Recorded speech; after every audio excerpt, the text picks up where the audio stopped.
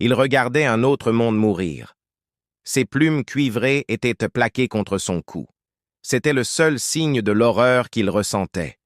L'écran creux du secteur Groza clignotait, affichant des milliers de marqueurs rouges indiquant les vaisseaux bio-Vorax. Les quelques points bleus représentant les vaisseaux de l'Alliance s'éteignaient un à un. La flotte de défense avait été anéantie. Amiral, son officier tactique lui rapporta d'une voix soigneusement neutre, « L'ESIM a commencé la conversion planétaire. Vos serra ses griffes. 15 mondes en 23 jours, les positions les plus fortifiées de l'Alliance, leurs plus grandes technologies, leurs soldats les plus courageux, tous impuissants. Le Vorex consumait tout sur son passage, décomposant toute matière en biomasse brute pour alimenter son expansion sans fin. Il n'y aura pas de survivants, dit-il doucement. Où vont-ils maintenant? Une nouvelle superposition apparut, montrant un réseau ramifié de couloirs d'invasion potentiels s'étendant à travers l'espace Ali, mais un chemin en particulier attira l'attention de Vas. Une partie de l'essaim se dirigeait vers la zone morte, une région mycéenne quarantaine depuis des millénaires, depuis l'extinction apparente de ses anciens habitants. Les Schumans avaient disparu soudainement et complètement, ne laissant derrière eux que des ruines éparses qui défiaient la compréhension moderne. La plupart les considéraient comme une civilisation disparue, un sombre rappel que même les progrès technologiques ne pouvaient garantir la survie. Amiral, son officier des communications a lancé un message prioritaire de la part du chef scientifique Pell. Elle dit que c'est urgent. Voss acquiesça brusquement et la passa sur le projecteur creux qui clignota, remplaçant la superposition tactique par l'image d'une chercheuse en mésite. Ses grands yeux étaient écarquillés et la fine membrane de ses secondes paupières clignait rapidement sous l'effet de l'excitation. « Amiral, vous devez voir ça », dit Narelle sans préambule. « J'ai détecté des signatures énergétiques inhabituelles provenant des profondeurs de la zone morte. Les relevés suggèrent des sources d'énergie massives. Je n'ai jamais rien vu de tel. »« Les Vorax » demanda Voss, les plumes hérissées. « Non, monsieur. » Narelle était certaine qu'elle semblait provenir des ruines. Elle vibrait pratiquement d'excitation. Les ruines humaines, comme dans la prophétie? La prophétie? Voss fronça les sourcils. La prophétie du retour était un conte plus ancien que l'Alliance elle-même. C'était une légende. Les humains n'étaient pas une espèce de guerriers super avancés attendant de sauver l'univers, ils n'étaient qu'une autre espèce qui avait disparu. « Amiral, les relèves d'énergie s'intensifient, » rapporta-t-elle, essoufflée. « Il se passe quelque chose là-dedans, quelque chose d'important.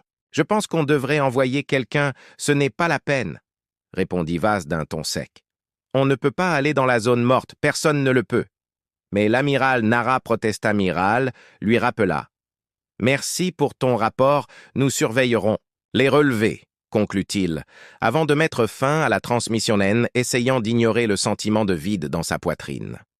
La zone morte était une anomalie parsemée d'anomalies spatiales capables de déchiqueter un vaisseau. Les ruines d'une civilisation, disparue depuis longtemps, s'y trouvaient, mais la plupart des tentatives d'exploration s'étaient soldées par une tragédie. L'amiral Voss se consolait en se disant que les Vorax qui se rendaient la zone morte subiraient un sort similaire. Pendant ce temps, au cœur du vide de la zone morte, d'anciens capteurs détectèrent les premiers vaisseaux biologiques Vorax. Vaisseaux massifs ressemblaient davantage à des monstres qu'à des vaisseaux. Leurs trous étaient des masses de chair palpitantes d'où partaient des tentacules dans toutes les directions. Ils se déplaçaient avec une synchronisation inquiétante, dirigée par la volonté unique de leur commandant. La conscience de Vexstar se répandit dans sa partie de l'essaim, sentant chaque vaisseau comme s'il s'agissait d'une extension de son propre corps. Sa forme principale était enroulée dans la salle de commande du vaisseau de tête. Son corps serpentiforme enveloppait la structure de soutien et il était entouré de Vorax de toute forme et de toute taille. Vexar ne parlait pas, il n'y avait pas besoin de parler au sein de l'Essaim. Tous ne formaient qu'un. Ses pensées étaient celles de la ruche. La première vague de vaisseaux biologiques se dispersa en petits groupes pour commencer leur consommation systématique de tout ce qui se trouvait sur leur passage. Vexar observait à travers des milliers d'yeux alors qu'il s'approchait de la source d'énergie la plus proche. C'étaient des ruines, des structures massives faites d'un métal inconnu. Vexar ne pouvait deviner leur fonction, mais cela n'avait pas d'importance. Les vaisseaux s'accrochèrent à la structure la plus proche, étendant des vrilles organiques pour commencer à briser sa surface, mais quelque chose clochait. Les vrilles ne progressaient pas contre l'ancien trou. Les Vorax augmentèrent la puissance de leurs acides, mais rien n'y fit. Ils essayèrent de tirer dessus, mais le matériau resta intact. Amarres, des dizaines d'organismes plus petits émergèrent des vaisseaux BIOS, des formes spécialisées conçues pour fissurer les matériaux les plus durs grâce à une combinaison de forces cinétiques et de perturbations moléculaires. Ils envahirent la surface de la structure et déployèrent tout leur arsenal. Vexar ressentit un léger choc dans l'esprit de la ruche lorsque son unité de briseur commença soudainement à mourir. La surface de la structure avait d'une manière ou d'une autre détruisant les organismes orangs grâce à un mécanisme inconnu. Avant que Vexar n'ait pu réagir, des panneaux s'ouvrirent dans le trou des ruines, révélant de ports d'armes. Vexar ne ressentit pas de peur. Il s'agissait davantage d'une construction de l'esprit collectif que d'une personnalité distincte. Il possédait un corps pour les rares occasions où la communication avec les sapiens était utile, mais la destruction de ce corps ne l'affecterait pas. Vexar reconnut toutefois une menace lorsqu'il en vit une. Les vaisseaux BIOS se transformèrent selon les instructions de Vexstar, prenant des formes défensives avec plus d'armure et augmentant la puissance des boucliers énergétiques. Cela ne leur servit à rien. Des faisceaux d'énergie jaillirent d'eux, la structure déchirant les vaisseaux de l'Essaim avec une force dévastatrice. Les vaisseaux Vorx tentèrent de s'adapter davantage, ils s'essayèrent également d'esquiver, mais aucun de ces efforts ne fut utile. Les vaisseaux moururent les uns après les autres. Vexar Warfleet tenta de battre en retraite, mais il était trop tard. D'autres ports d'armes s'ouvraient, et toute la région s'animait d'armes bien au-delà de tout ce que les Vorex avaient jamais vu. De plus en plus de signatures énergétiques commençaient à apparaître dans tout le secteur. Des installations cachées se révélaient, créant un champ de tir imbriqué dont l'Essem ne pouvait s'échapper. Dans son avant-poste de recherche à la périphérie de la zone morte, les instruments de Narapel s'affolaient.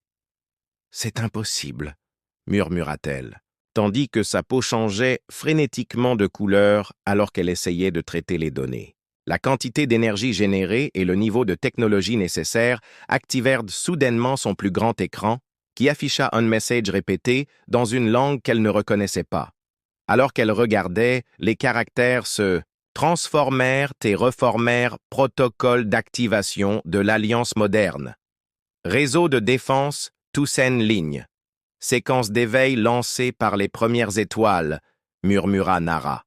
Ce ne sont pas des ruines. La prophétie est réelle dans toute la zone morte.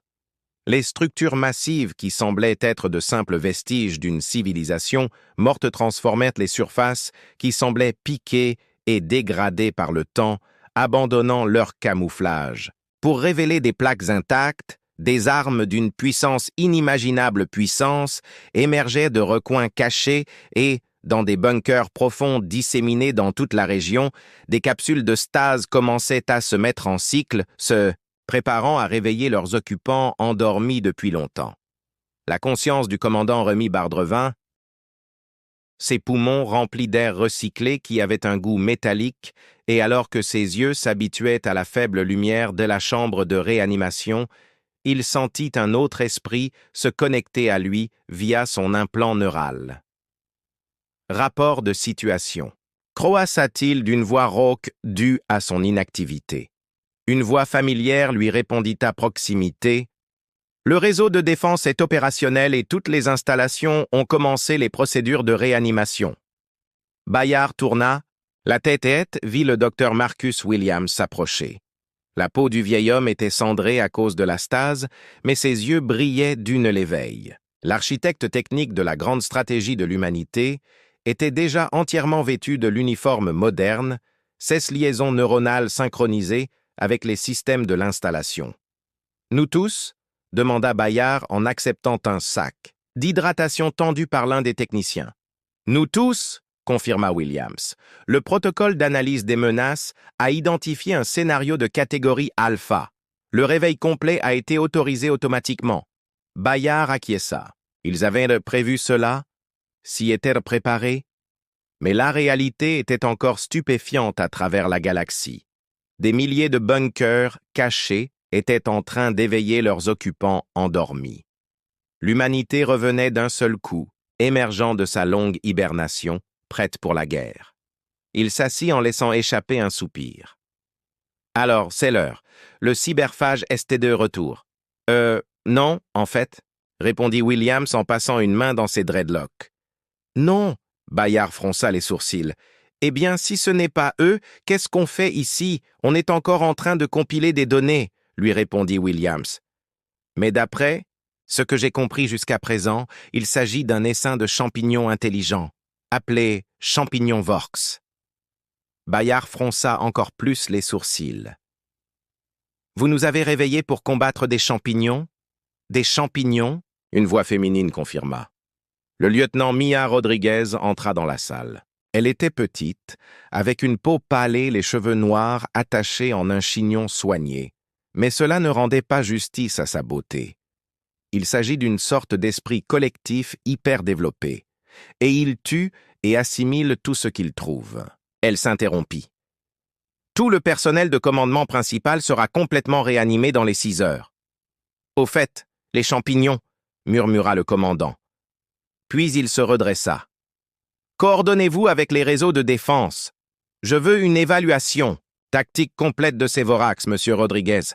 Fournissez-moi une évaluation tactique complète des Vorax, dit Bayard avec gratitude. Si ces choses sont suffisamment dangereuses pour réduire à néant des milliers d'années de préparation contre un cyberphage, nous allons avoir beaucoup de travail à faire dans son centre de commandement à bord du vaisseau amiral de l'Alliance. L'amiral Vass fixait les écrans tactiques avec incrédulité.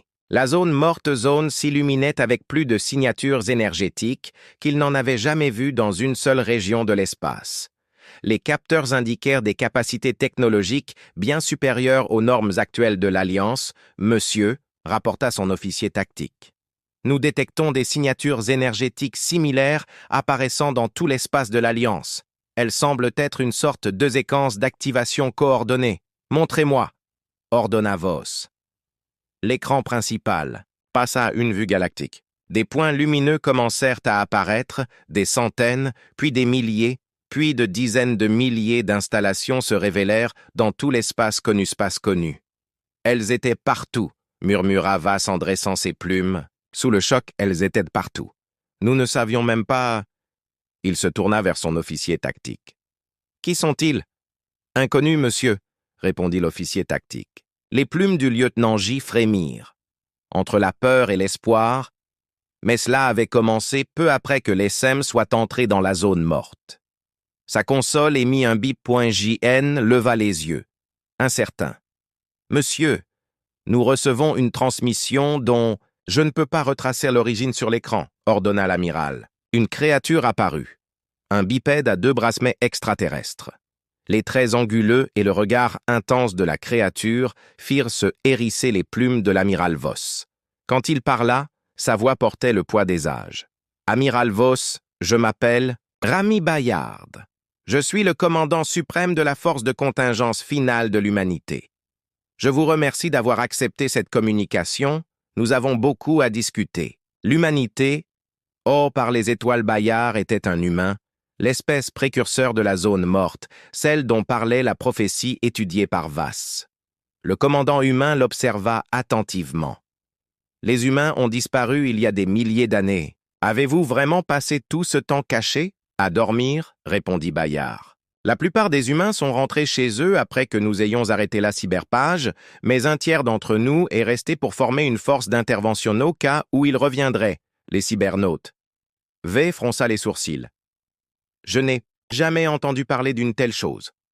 C'est une bonne chose, le rassura Bayard. Il haussa les épaules. Le cybérage était ce que nous attendions, mais nous avions mis en place des protocoles pour nous réveiller si une autre menace mettant fin à la galaxie arrivait. Donc vous êtes ce que Voss leva un sourcil emplumé. Des protecteurs secrets. Plus ou moins, répondit Bayarden haussant les épaules. Parlez-moi des Vorax. Nous ne savons pas grand-chose, admit Voss. Il y a 23 jours, une grande flotte est apparue dans notre espace. Ils nous ont dit qu'ils étaient les Vorks et nous ont poliment demandé une liste de tous nos mondes habitables. Je suppose que vous ne leur en avez pas donné une, dit Bayard. Nous leur avons demandé à quoi cela leur servait, dit Voss. Ils ont répondu qu'ils allaient nous manger. Les choses sont en quelque sorte dégénérées à partir de là, dit Vass-Scout. Nous les avons attaqués avec tout ce que nous rien n'a marché.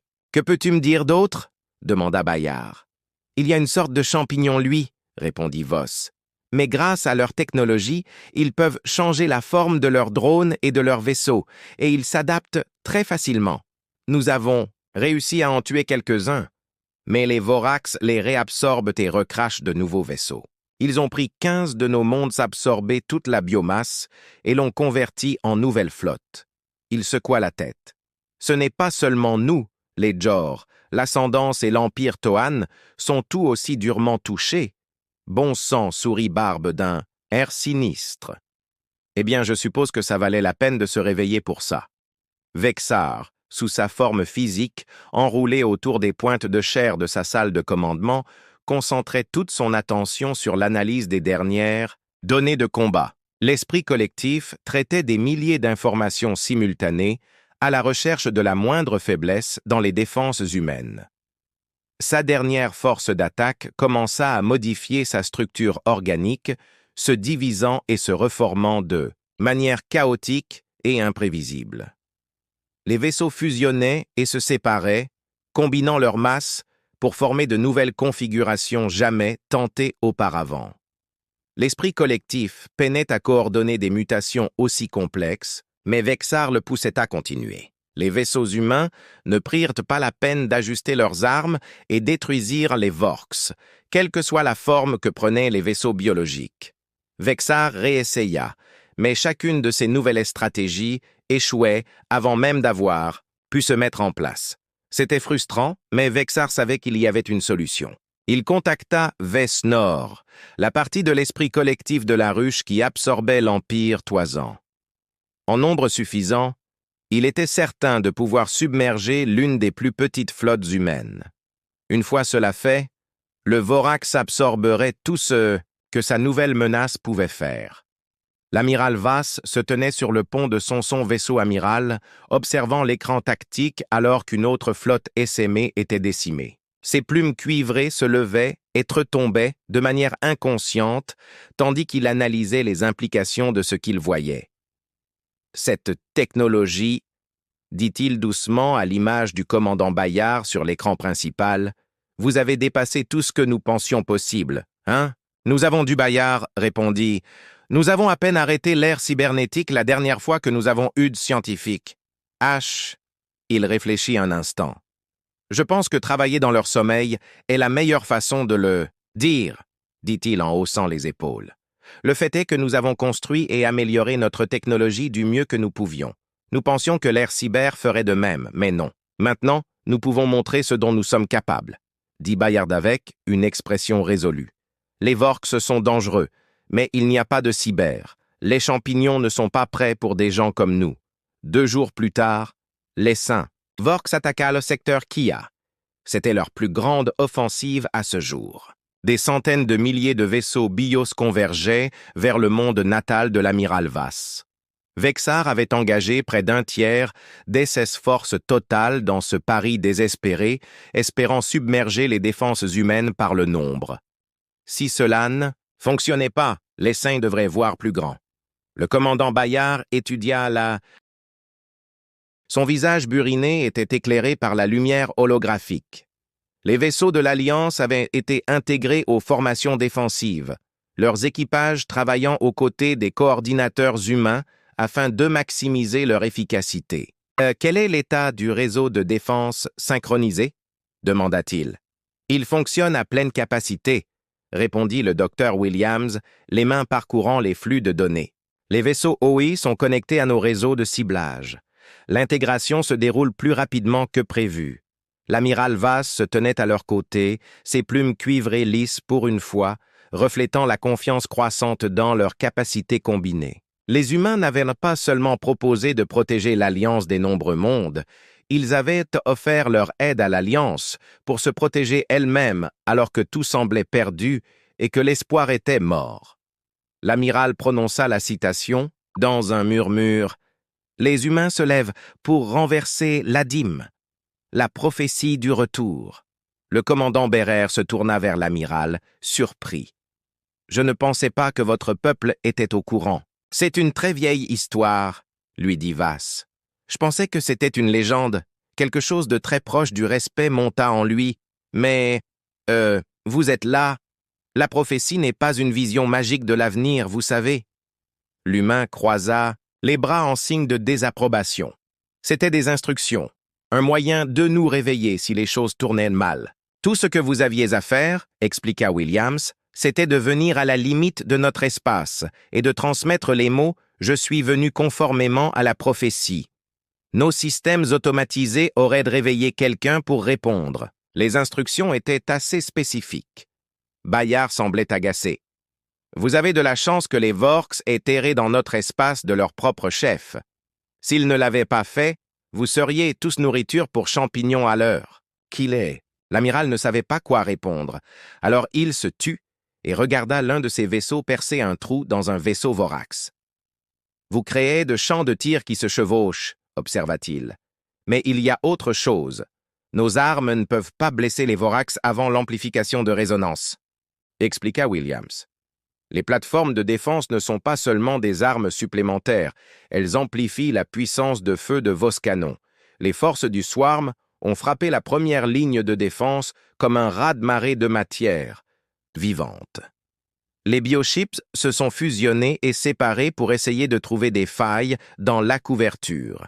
Mais la formation de l'Alliance humaine a tenu bon, ces armes synchronisées créant des motifs de destruction imbriqués. Les armes de l'Alliance amplifiées n'étaient pas aussi puissantes que les armes humaines, mais elles ont finalement eu assez de punch pour éliminer les Vorax. L'amiral a regardé avec stupéfaction l'effondrement de l'énorme offensive du Swarm. Les survivants ont tenté de se retirer à leur suite. Il a exhorté ses hommes à ne laisser personne échapper. Le commandant Bayard a regardé l'homme-oiseau et a secoué la tête. « C'est un évanouissement », a-t-il dit. Voss a insisté. « C'est un évanouissement », a répété Barbe. « Nous combattons ces choses depuis 2 jours et elles n'ont jamais battu en retraite. Si elles reculent, c'est parce qu'elles veulent que nous les suivions. » Il fronça les sourcils. « Elles ont dû comprendre que le réseau de défense est statique. » Williams expliqua que si nous envoyions nos vaisseaux à leur poursuite, nous les laisserions vulnérables. « Vulnérables, amiral Voss ?» Il agita ses plumes. « Vos moutons ne sont-ils pas absurdement puissants? Et si les Vorax prennent un seul, ils seront 2. » William répondit que leur capacité d'adaptation à la technologie coopérative était folle. Sur son vaisseau amiral, Vexar ressentit à nouveau de la frustration. Les humains ne mordaient pas à l'hameçon. Les créatures massacraient son essaim depuis 2 jours et des centaines de milliers d'entre eux étaient tombés. Pire encore, Vexar n'avait pas pu récupérer leur biomasse. C'était un problème, mais c'était aussi une opportunité. Quels que soient ces humains, leur technologie était bien supérieure à celle que possédaient les Vorax. Si les Saïm pouvaient capturer un de leurs vaisseaux et l'absorber, Vexar se considérait comme intelligent. Il avait essayé de parler aux humains lorsqu'ils avaient refusé sa demande très raisonnable de laisser les Vorax les manger. Il avait essayé de submerger l'une des plus petites flottes avec une attaque surprise. Cela avait fonctionné. Maintenant, sa tentative d'éloigner la nourriture des lignes de défense avait également échoué. Il fronça les sourcils. Vexar n'était pas trop inquiet. Ces humains étaient puissants et presque aussi intelligents que Vexar, mais s'ils n'étaient pas très nombreux. Mieux encore, ils étaient dispersés et combattaient le SM dans toute la galaxie. Vexar n'avait pas réussi à égaler leur technologie. Il ne pouvait pas adapter ses forces suffisamment pour les vaincre. Ce n'était pas grave. Vexar n'était pas seul. Vexar n'était qu'un petit élément d'un ensemble plus vaste, le SM. Voracalité des vaisseaux humains, mais il les surpassait largement en quantité. Et la quantité avait sa propre qualité, monsieur. L'officier tactique John a signalé que les vaisseaux AOR s'étaient arrêtés juste en dehors du rayon d'action des armes. Ses plumes ont bruissé. Il nous appelle. L'amiral Voss a échangé un regard avec le commandant Bayard à l'écran et a ordonné à l'amiral. La créature qui apparut était hideuse. Elle avait un long corps gris, verdâtre sans jambes, enroulé autour de colonnes de chair, des bras en saillies intervalles irréguliers. La tête était une sphère visqueuse, sans yeux, sans oreilles, ni nez. Elle avait une bouche, et la bouche était pleine de dents pointues. La créature parlait d'une voix étonnamment douce, presque musicale. Elle a dit « Vous êtes très impoli ». L'amiral Voss cligna des yeux. Répétez. « Vous êtes très impoli ». La créature a répété. « Vous ne nous laissez pas vous consommer, même alors que nous vous l'avons demandé gentiment. Je ne pense pas qu'essayer de manger des gens soit considéré comme poli, commandant Bayard répliqua-t-il d'un ton traînant. Nous vous le demandons gentiment. La créature désigna cette pièce et dit « Cela s'appelle Backstar. »« Comment s'appellent vos pièces? Je suis le commandant Bayard, dit l'humain en désignant Vass. C'est l'amiral Vass. Que voulez-vous? Cette pièce vous l'a dit. Vexar dit en inclinant la tête. Nous voulons la consommer pour grandir et nous propager. C'est ainsi que vont les choses. Vous savez bien que vous n'êtes pas les seuls à vouloir grandir et vous propager, n'est-ce pas? Demanda le commandant. Personne ne veut que vous les mangiez. C'est ainsi que vont les choses. Répéta le commandant. Nous devons manger pour grandir, nous devons grandir pour vivre. Le commandant se pencha en avant. Devez-vous manger des sapiens pour grandir? Et si vous et les vôtres pouviez vous limiter à un monde non sapiens, nous n'aurions pas à vous tuer. Vexar pencha la tête dans l'autre sens. Vous n'êtes que des pièces qui ne s'emboîtent pas. Vous n'avez pas de ruche, pas d'essaim, pas de connexion. Ne comprenez-vous pas? L'amiral Voss n'en était pas sûr, mais il crut que le Vorax fronçait les sourcils. Vous êtes seul, toujours seul. C'est pour cela que vous êtes de la nourriture. La créature se déplaça et approcha sa tête luisante de l'écran. C'est impoli pour de la nourriture de faire du mal à la ruche. Vous devriez nous laisser vous emmener. Ce sera mieux, cela n'arrivera pas, dit l'amiral Vass. Nous allons vous arrêter, puis nous allons vous éliminer tous de la surface de la galaxie. La galaxie n'a pas de surface, lui répondit Vexar avec sérieux. Êtes-vous certain de ne pas vouloir nous laisser vous emmener? Ce serait très aimable. H, cela n'arrivera pas. Le commandant Bayard assura à la créature en plissant les yeux, mais je pense que vous savez déjà. Quelle est la vraie raison pour laquelle vous nous parlez? Ça ne coûte rien de demander gentiment, dit Vexar. Le monstre sourit. Va pensa qu'il essayait d'avoir l'air amical, mais tout ce qu'il voyait, c'était de longues dents acérées et de la bave corrosive. Cette pièce vous retarde, dit Vexar avec un sourire qui s'élargit. Il semblait fier comme un enfant. Vexar est intelligent. Vexar sait que la nourriture aime parler. Maintenant, vous avez parlé à 7 morceaux au lieu de t'enfuir, monsieur, s'écria Jam. Plusieurs contacts entrent dans le système. Il y en a des millions. L'amiral Vass jeta un coup d'œil à l'écran tactique. Il y avait effectivement des millions de Vorax. Pire encore, ils étaient énormes. Des vaisseaux avaient fusionné pour former des masses de chair qui dépassèrent la taille de certaines lunes dans tous les secteurs où se trouvaient les forces de l'Alliance ou les forces humaines. Une force similaire apparut. « Nous allons vous dévorer maintenant, » dit Vexar joyeusement. « Ce morceau a hâte d'ajouter votre pouvoir à l'ESM. » La créature agita la main avec enthousiasme. « Profitez bien de votre glace. » La transmission prit fin. Les Vorks ouvrirent le feu. L'amiral Voss remarqua avec inquiétude que les vaisseaux de l'ESM n'utilisaient ni bouclier ni armure. Tout ce qu'ils avaient, chaque once d'énergie qu'ils pouvaient rassembler, avait été converti en pure puissance, offensive. Cela était logique. Vos supposa que leurs boucliers et leur armure ne leur avaient été d'aucune utilité. Des tentacules plus larges que les vaisseaux de l'Alliance crachaient des faisceaux d'énergie verte. Le canon Vorek s'abattit sur la flotte avec une force suffisante pour détruire une centaine de mondes. Vos s'attendait à ce que les vaisseaux de l'Iswent anéantissent instantanément, mais les plateformes de défense humaines les maintenaient d'une manière ou d'une autre en un seul morceau. Son vaisseau amiral fut secoué mais n'explosa pas. « Comment sommes-nous encore en vie » cria-t-il à voix haute. Renaissance l'amplifia Williams, lui répondit en fronçant les sourcils. « Ça ne tiendra pas longtemps. Combien de temps nous reste-t-il » demanda le commandant Bayard. Le docteur Williams consulta son tablette. « 10 minutes, peut-être moins. » Les humains et l'Alliance ripostèrent en lançant des faisceaux de particules chargées 7, tout ce que le vide pouvait leur fournir. Les vaisseaux, massifs des Vorax Furent réduits en morceaux tremblants par les milliers, mais ce n'était qu'une goutte d'eau dans l'océan. Il y en avait tellement d'autres qui arrivent, JN en signale beaucoup plus. « Ah, ce n'est pas surprenant, » dit Bayard. « Qui sait depuis combien de temps ces choses se développent avant d'atteindre l'espace de l'Alliance ? Il y en a probablement des milliards là-bas, des dizaines de milliards, » corrigea le docteur Williams. Ils se sont reproduits de manière exponentielle, à en juger par les différents types de technologies qu'ils ont montrées. Je dirais qu'ils ont consommé au moins une douzaine d'espèces. L'amiral Voss regarda le commandant humain. « Vous semblez remarquablement calme, » dit-il jetant un coup d'œil à l'écran tactique. La flotte Vorx avait atteint les 12 millions et le nombre continuait d'augmenter. « Vos vaisseaux sont-ils vraiment assez puissants pour vaincre autant d'ennemis ?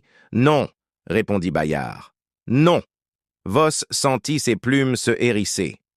Vous voulez dire que nous allons mourir ? Cela dépend, répondit l'humain. Il se tourna vers Williams. Comment ça se passe, Doc ? C'est Dr. Williams, corrigea-t-il avec une légère irritation. Il avait toujours le nez plongé dans son tablette de données. On y travaille. Pouvez-vous aller plus vite ? Demanda le commandant. Je préfère ne pas me faire manger par des champignons. Ce n'est pas ainsi que fonctionne la science, répondit le docteur. Vous ne pouvez pas simplement dire à l'équipement de détection. Son tablette de données émit un bip. Hein ? Quoi ? Qu'est-ce que vous avez dit ? Demanda Voss. Attendez un instant. L'amiral Williams plongea la main dans ses dreadlocks, en retira un cordon qu'il brancha à son appareil. Je dois me concentrer. Concentrer. Voss se tourna vers Bayard. Qu'est-ce qu'il fait ? Il est en train de nous sauver, dit le commandant. L'humain haussa les épaules. Où il est en train de se frire le cerveau, on le saura dans une minute.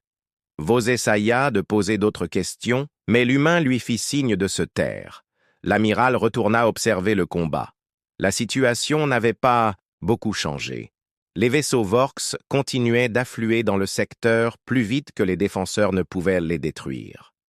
Le vaisseau de l'amiral vaisseau tremblait constamment, ses amortisseurs inertiels étant incapables de compenser le volume de tir qu'il recevait. Voss se dit qu'il devrait être reconnaissant que les humains disposent d'une telle technologie, car un seul tir aurait déjà réduit Voss et son précieux vaisseau en débris en fusion. « Monsieur, » dit la femme humaine. Rodriguez n'avait pas beaucoup parlé, Vass avait presque oublié qu'elle était là. « Les plateformes, notre Bull King, nous avons peut-être une minute avant de perdre amplification, compris, » dit le commandant. Pour la première fois, Voss remarqua la tension qui envahissait les épaules de l'homme. Il regardait l'écran tactique avec enthousiasme. « Allez, allez !» Vexar se sentait bien. Les humains causaient beaucoup de dégâts, mais ils ne pouvaient pas arrêter son plan astucieux. Leurs vaisseaux et leurs grandes plateformes ne tiendraient pas longtemps. Bientôt, les SEM les submergeraient, puis les dévoraient. Vexar n'aimait pas les vaisseaux humains avec leurs boucliers impénétrables et leur puissance de feu imparable. Vexar les aimerait beaucoup mieux une fois que le pouvoir appartiendrait à la ruche.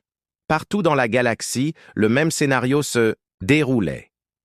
Des milliers de vaisseaux humains, soutenant des milliers d'autres plus faibles, tous encerclés, tous en infériorité numérique, tous au bord de l'effondrement. Le plan astucieux de Vexar avait été élargi. L'esprit de la ruche avait rassemblé des drones et des vaisseaux de partout où il pouvait. Il retournerait manger les autres proies plus tard, mais les humains représentaient une menace existentielle et la promesse d'un pouvoir écrasant. Les manger était la priorité numéro 1 de la ruche. Cela ne serait plus long maintenant. Vexar sentait l'anticipation de la ruche, les SEM subissaient d'énormes pertes, mais cela en vaudrait la peine une fois les humains dévorés. Les Vorax morts seraient de toute façon convertis en biomasse, tout comme les autres vaisseaux et drones. Et Vexar aussi. L'ensemble des Vorax serait recyclé. Ils se reconstitueraient pour intégrer la puissance qu'ils venaient d'acquérir. C'était ainsi que les choses fonctionnaient. Cela avait commencé par un bourdonnement agaçant, désordonné et dissonant. Vexar étendit sa conscience à la recherche de la source. Ses drones Hetses vaisseaux ne détectèrent rien. Le bourdonnement s'intensifia. C'était désormais un vrombissement. Vexar n'était plus le seul membre de la ruche à l'entendre. Il était partout. Il faisait mal à Vexar. Il faisait mal aux drones de Vexar. Qu'est-ce que c'était? Le corps de Vexar commença à se transformer. Ce n'était pas Vexar qui subissait des changements de croissance incontrôlés et inutiles. Vexar ramena son corps à l'anormal. Mais les changements recommencèrent. Le vrombissement s'intensifia. Les drones autour de Vexar se mirent à se débattre. Ils se transformaient. Les drones étaient des plus petits. Il y avait moins de la ruche en eux qu'en Vexar. Ils n'étaient pas assez forts pour annuler les changements. Vexar tendit la main pour prendre le contrôle. Les vaisseaux de Vexar cessèrent de tirer. Vexar sentit les drones être écrasés alors que ces vaisseaux se déformaient sur eux-mêmes. La ruche. Il y avait quelque chose dans l'esprit de la ruche, quelque chose de mauvais. Le bourdonnement devint encore plus fort. C'était maintenant un rugissement.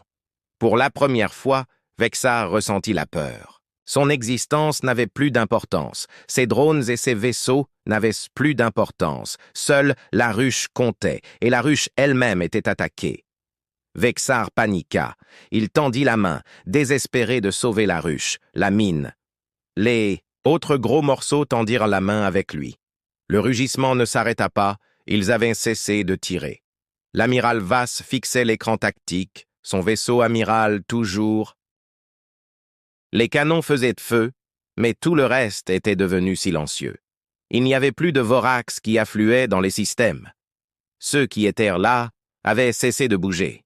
Non, ils n'avaient pas cessé. Ils tremblaient, se déplaçaient. Que se passe-t-il, bon sang? Se demanda Voss. Bayard jeta un coup d'œil au docteur Williams.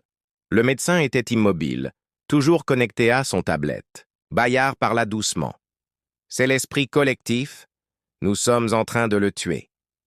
Vous faites quoi? Demanda le patron en fixant l'homme. Comment je vais être honnête, amiral? Le commandant Bayard haussa les épaules. Je ne connais pas assez de signes pour expliquer tout ça. Son regard se posa à nouveau sur le docteur, l'air inquiet. On savait que les Vorax seraient de plus nombreux que nous, et on a vite compris qu'on ne pouvait pas raisonner avec eux. Ils considèrent tout ce qui n'est pas eux comme de la nourriture. L'humain resta silencieux pendant un moment, observant les vaisseaux Borax sur l'écran tactique. Nous avons compris que l'esprit collectif était la clé. Nos scientifiques peuvent se connecter à une sorte d'esprit collectif qui leur est propre. C'est ainsi qu'ils ont pu continuer à mettre à jour notre technologie pendant notre hibernation. William a pensé que nous pourrions nous connecter aux Vorax une fois qu'ils auraient trouvé la fréquence psionique. Je suppose qu'il a secoué la tête, peu importe. L'important est que nous devions analyser ces choses et trouver un moyen de nous connecter. Maintenant que c'est fait, nos cerveaux collaborent avec notre aya pour prendre le contrôle des Borax. Nous les forçons à muter jusqu'à la mort. Voulez-Voss regarda les vaisseaux Borax commencer à se rompre. Tous. Vous êtes en train d'exterminer toute l'espèce d'un seul coup. Voss sentit ses plumes se hérisser alors que frisson d'espoir le traversait. Une petite partie de lui-même lui faisait remarquer que le génocide était une mauvaise chose.